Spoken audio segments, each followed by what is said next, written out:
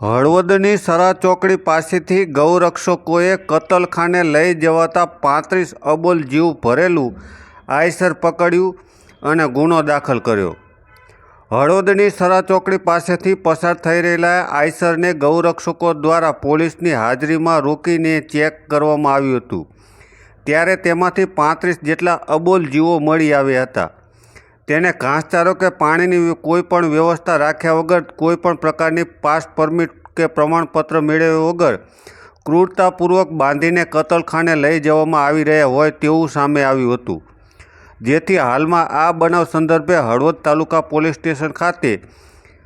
ફરિયાદ નોંધવામાં આવી છે। ધાંગધ્રા ખાતે શીતળા માતાજીના રોડ ઉપર રહેલા અનોપસિંહ મુળુભા ઝાલા હાલમાં હળવદ તાલુકા પોલીસ સ્ટેશન ખાતે જાવેદ ખાન ઇકબાલ ખાન રહે મૂળ ઉત્તર પ્રદેશને હાલ નારોલ અમદાવાદવાળાની સામે ફરિયાદ નોંધાવી છે, જેમાં હળવદની સરા ચોકડી પાસેથી આરોપી પોતાના હવાલાવાળું આઈસર નંબર GJ15YY5757 લઈને પસાર થઈ રહ્યો હતો। તે દરમિયાન ગૌરક્ષકો દ્વારા પોલીસની હાજરીમાં રોકી ચેક કરવામાં આવ્યું હતું ને ત્યારે તેની પાછળના ભાગમાં કોઈપણ પ્રકારની પરમિટ કે આધાર પુરાવા વગર દોરડા વડે બાંધીને